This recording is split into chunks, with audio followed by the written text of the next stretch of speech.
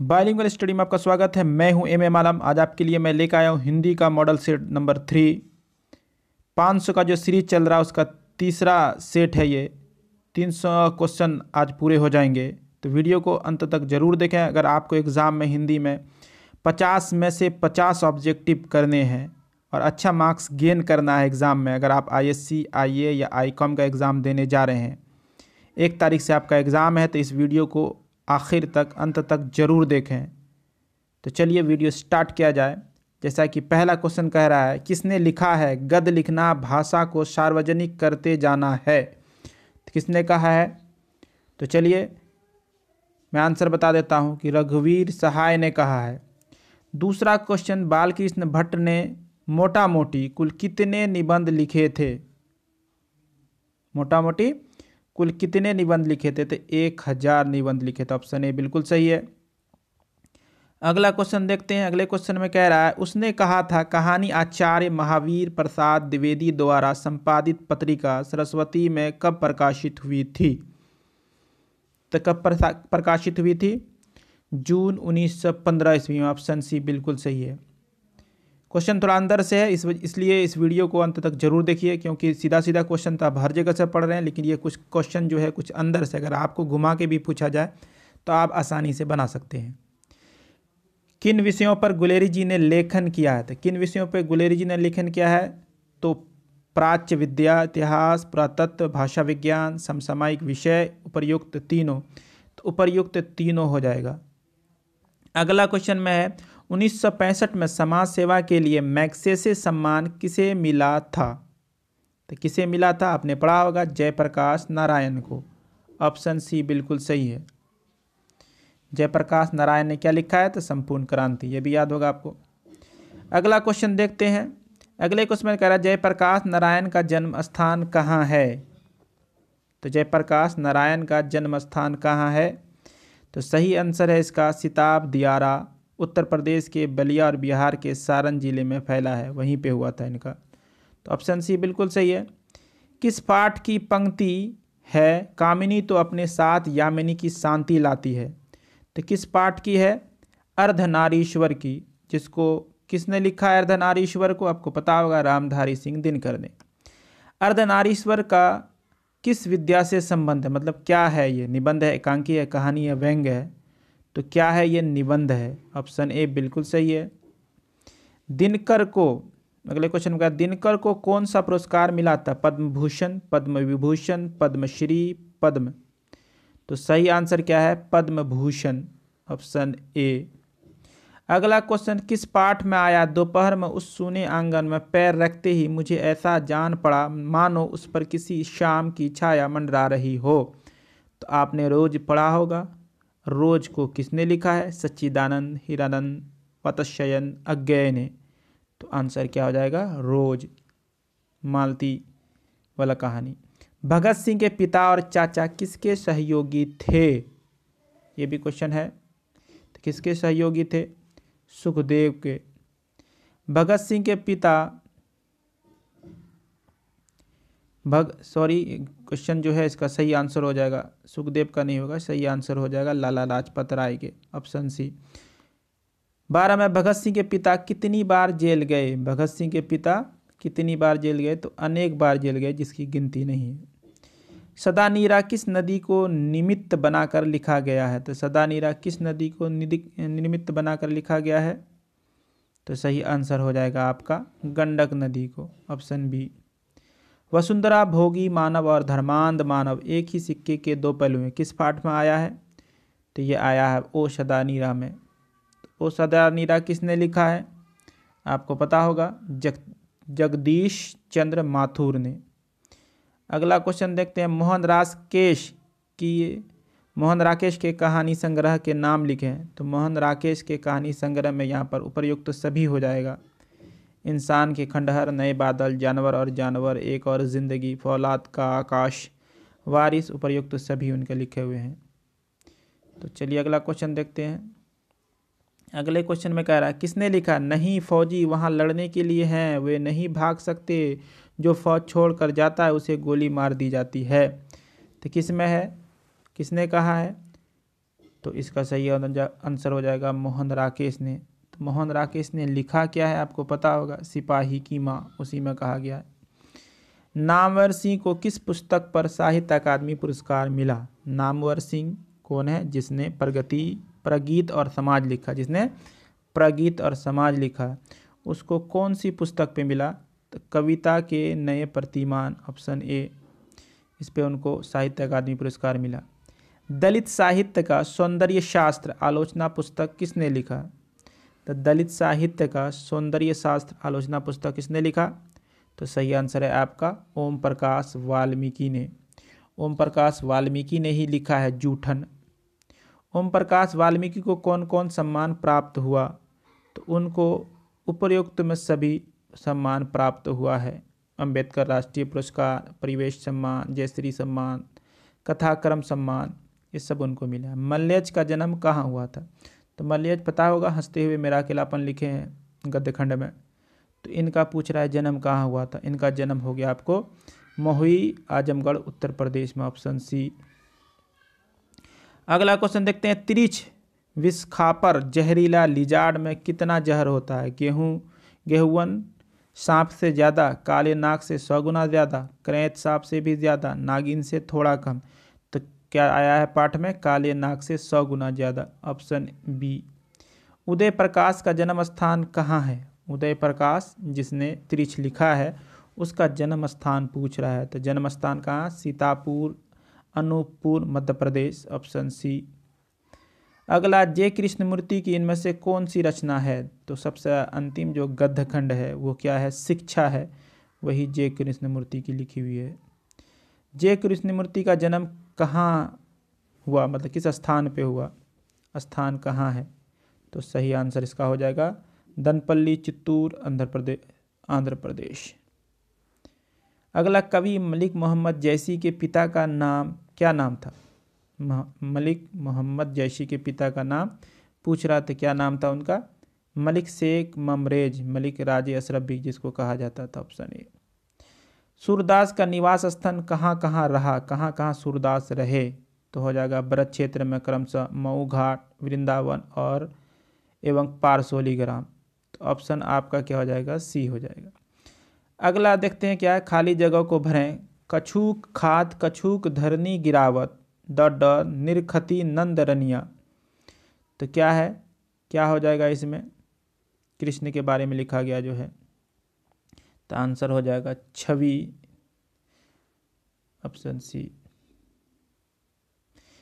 किस कवि की लिखी पंक्ति नाम ले भरे उदर एक प्रभु दासी दास कहाई? तो क्या है? प्रभु दासी दास कहलाई। तो किसने कहा है? तो सही आंसर हो जाएगा तुलसीदास ने।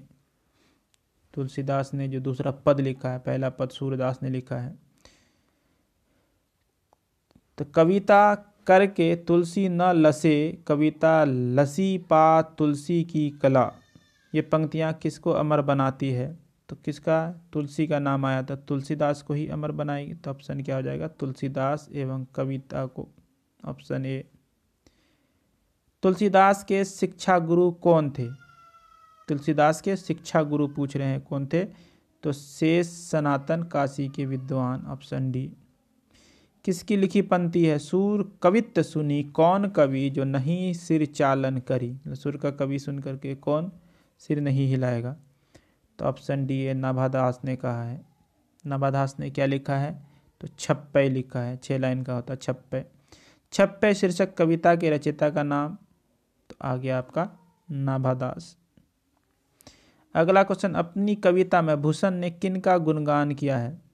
अपनी कविता में भूषण ने कवित्व में किसका गुणगान किया है? तो सही आंसर क्या आ जाएगा? छत्रपति शिवाजी, महाराणा प्रताप, छत्रसाल। तो उपर्युक्त सभी हो जाएगा। अगला क्वेश्चन देखते हैं, भूषण कवि के आश्रयदाता कौन थे? भूषण कवि के आश्रयदाता, भूषण जो कवि हैं, कवित्व लिखा, उसके आश्रयदाता कौन थे? तो कौन हो जाएंगे उसके आश्रयदाता? छत्रपति शिवाजी, शिवाजी के पुत्र साहू जी, पन्ना के बुंदेल राजा छत्रसाल। तो उपयुक्त सभी हो जाएगा। कामायनी की नायिका कौन है? कामायनी की नायिका कौन है? मनु, श्रद्धा, नीति, नीतू। तो सही आंसर क्या हो जाएगा? श्रद्धा, ऑप्शन बी। जयशंकर प्रसाद का जन्म कब हुआ था? जयशंकर प्रसाद जिसने तुमुल कोलाहल कलह में लिखा है, उसका जन्म पूछ रहा है, उसका जन्म कब हुआ था? तो सही आंसर हो जाएगा 1889 ईस्वी में। अगला क्वेश्चन, सुभद्रा कुमारी चौहान की कविता की केंद्रीय और प्रमुख प्रेरणा क्या थी? सुभद्रा कुमारी चौहान जिसने पुत्र वियोग लिखा, तो उसका पूछ रहा केंद्रीय और प्रमुख प्रेरणा क्या थी? तो सही आंसर हो जाएगा बी, यथार्थनिष्ठ राष्ट्रीय भावधारा।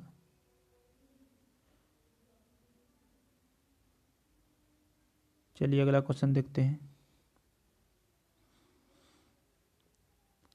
दूसरा सप्तक का प्रकाशन वर्ष है। पहला सप्तक, दूसरा सप्तक का प्रकाशन वर्ष कब है? तो सही आंसर हो जाएगा 1951 ईस्वी।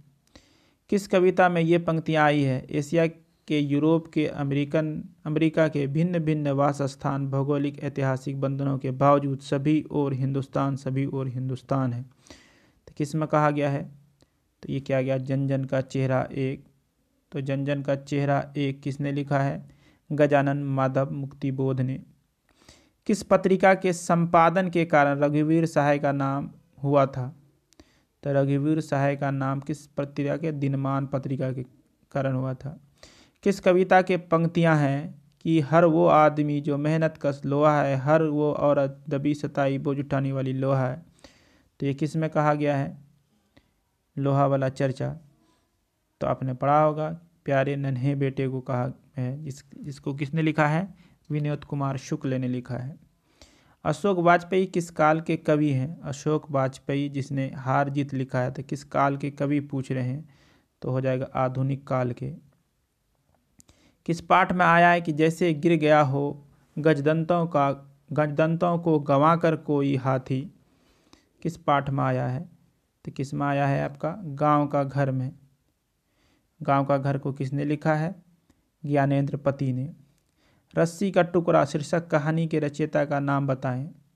रस्सी का टुकड़ा ये आपका प्रतिपूर्ति से, मतलब एक्स्ट्रा रीडिंग से है, तो इसको किसने लिखा है? गाय डी मेपासा ने। तो ऑप्शन ए इसका बिल्कुल सही है। 3 है आपका कलर की मौत, जिसको आंतोन चेखव ने लिखा है। अब पेशगी को हेनरी लोपेज ने लिखा है। अगला क्वेश्चन है, उद्दंड का विलोम क्या है? ग्रामर प्रश्न है, उद्दंड का विलोम क्या हो जाएगा? उद्दंड है उसका विलोम मतलब उल्टा, अपोजिट, तो विनम्र हो जाएगा। कोई उद्दम होता है, कोई विनम्र होता है। अपमान शब्द का विलोम उल्टा क्या हो जाएगा? सम्मान। अथ का विलोम क्या हो जाएगा? अथ का विलोम हो जाएगा आपका इति। इसी से इतिहास ये उपसर्ग लगे बनता। आदर का विपरीतार्थक क्या हो जाएगा? तो शुष्क हो जाएगा। आदर माने भीगा, शुष्क माने सूखा। पुरस्कार का विलोम क्या हो जाएगा? तो पुरस्कार किसी को दिया जाता है, किसी को क्या दिया जाता है? दंड दिया जाता है। तो ऑप्शन डी। आशा का विलोम तो निराशा। उसके बाद नाक काटना मुहावरे का अर्थ है अपमानित होना, कमजोर होना, निर्धन होना, गुस्सा होना। तो नाक काटना का क्या होता था? अपमानित होना। नाक कटना होना चाहिए था यहाँ पे। तो आंसर क्या हो जाएगा? ए, नाक कटना का अपमानित होना। अपना उल्लू सीधा करना मुहावरे का अर्थ क्या है? चापलूसी करना, अपना काम निकालना, चालाकी करना, मूर्ख बनाना। तो इसका क्या हो जाएगा? अपना काम निकालना, अपना उल्लू सीधा करना। अगला, ईंट से ईंट बजाना मुहावरे का अर्थ है। ईंट से ईंट बजाने का क्या होता था? विनाश करना, अनहोनी करना, विकास करना, लड़ाई करना। तो ईंट से ईंट बजाने का होता है विनाश कर देना सामने वाले की। त्राही त्राही करना मुहावरे का अर्थ क्या होता है? तो क्या हो जाएगा? बहुत दुखी, त्राही त्राही करना। अगला, लोहे के चना चबाना क्या होगा अर्थ है? तो सही अर्थ है इसका हो जाता है कठिन परिश्रम करना। बहुत कठिन परिश्रम करने को कहा जाता है लोहे का चना चबाना। दांत खट्टे करना का अर्थ क्या होगा? तो दांत खट्टे करने का अर्थ होता है कि पराजित करना, सामने वाले का दांत खट्टा कर देना। कमल का पर्यायवाची मतलब सिनोनिमस जलधि, जलद, वारिद। जलद वारिद क्या हो जाएगा? तो पहला हो जाएगा ऑप्शन ए जो है ये जलधि, जो लिखा है दीर्घिकार से होता तब हो जाता है, इसलिए क्या हो जाएगा यहाँ पर? जलज हो जाएगा। जलज माने भी कमल होता है। अश्व का पर्यायवाची, अश्व माने भी घोड़ा, तुरंग माने भी घोड़ा होता है। तो 59 का क्या हो जाएगा? सी हो जाएगा। 60 का सुगंध का पर्यायवाची, सुगंध माने महक, तो सौरभ, सुरभि, सुवास, उपर्युक्त सभी, तो उपर्युक्त सभी हो जाएगा। शिव का पर्यायवाची क्या हो जाएगा? शिवालय मतलब जो शिव का आलय हो, रुद्राक्ष, रुद्र, हरि। तो शिव को क्या कहा जाता है? रुद्र भी कहा जाता है। Option B. मूर्ख का पर्यायवाची क्या हो जाएगा? मूढ़, अबोध, अज्ञ, उपर्युक्त सभी। तो क्या आ जाएगा? उपर्युक्त सभी हो जाएगा, सभी माने मूर्ख होता है। पक्षी शब्द का पर्यायवाची खग, छक, मीन, मरुत। मीन माने मछली, खग माने पक्षी। तो ऑप्शन क्या हो जाएगा? ए हो जाएगा सही। अगला क्वेश्चन, जिसने यश प्राप्त किया है, अनेक शब्दों के बदले एक शब्द, उसे एक शब्द में क्या कहा जाता है? यश प्राप्त किया है तो क्या हो जाएगा? यशस्वी। Option B. वह स्थान जहाँ सेना रहती है कहलाता है। वह स्थान जहाँ सेना रहती क्या कहलाता है? छावनी कहलाता है। जिस पुरुष की स्त्री मर गई हो क्या कहलाता है? वो विधु। जिसका पति मर गया हो वो विधवा।